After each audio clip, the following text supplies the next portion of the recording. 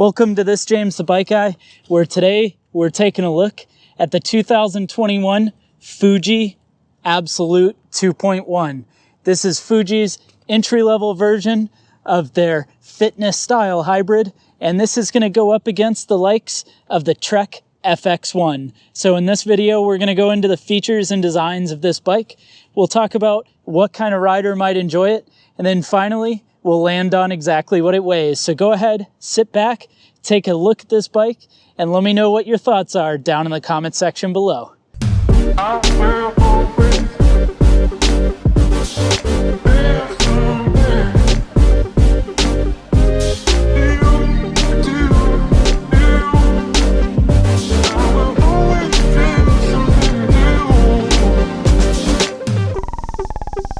So this bike, the Fuji Absolute, is in their fitness series of lineup. So Fuji has a few different hybrid bikes, and this being the more fitness version means that it's going to be for the rider that is looking for something that's either going to be very good to commute around town with, be able to go out, get a nice sweat on, or also even just be a nice bike to go ride with the kids. And how they're going to be able to do that is by using their Fuji A2 SL aluminum. So this is going to be shaped and butted aluminum. It's going to have an 1.125" head tube to this high tensile steel fork. And the geometry of the bike is going to lay it in a position where you're in a neutral position, so you're not too far bent over. But the bike is still going to have a seat tube angle, putting you in a spot where you're going to be able to make some powerful pedal strokes, and the bike's going to go pretty well. The other thing that makes this a fitness bike is going to be the wheel setup. So you'll notice these wheels are 700C, and that's going to be the same diameter as what you would get on a traditional road bike. So you're going to have a 700C wheel.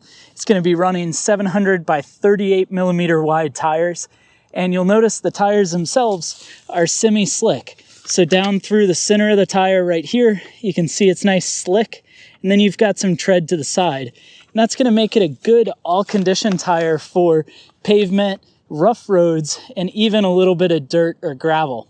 The other things that are going to make this a good hybrid and/or commuter are things like on this fork you can mount fenders or a rack. You'll notice you've got a braze-on mount there. You're going to have 2 water bottle mounts on the bike, and then out back it's going to be set up where you can add a rack and fenders to it. So you've got fender and rack mounts there.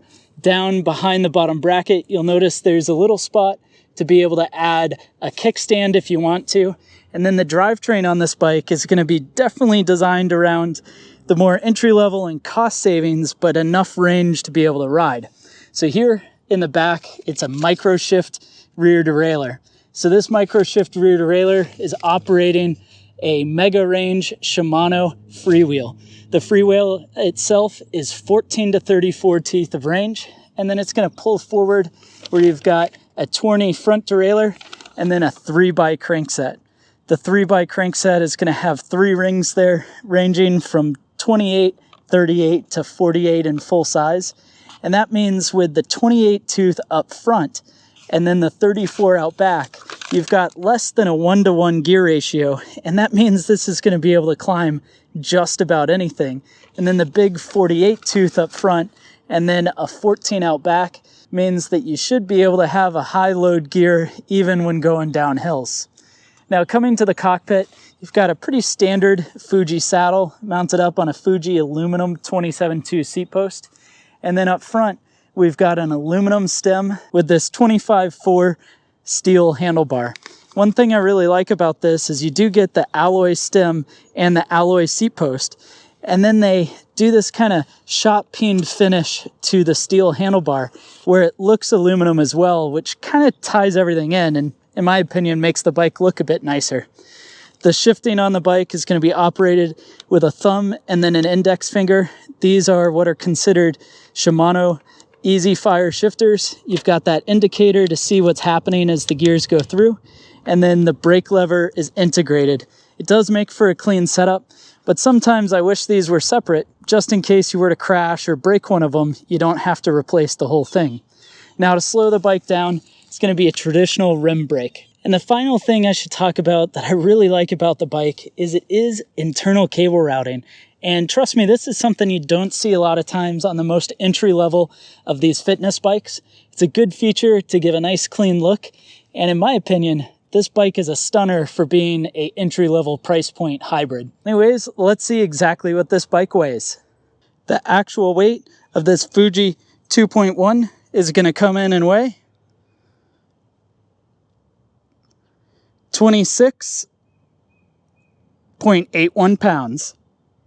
Thanks for watching this video on the 2021 Fuji Absolute 2.1. Let me know what you think about this bike. How does it fall in the lineup? Would you choose this over something like an FX1 disc? Or what other bike would you choose instead? Finally, be sure to hit that subscribe button. That way you can see more videos like this in the future.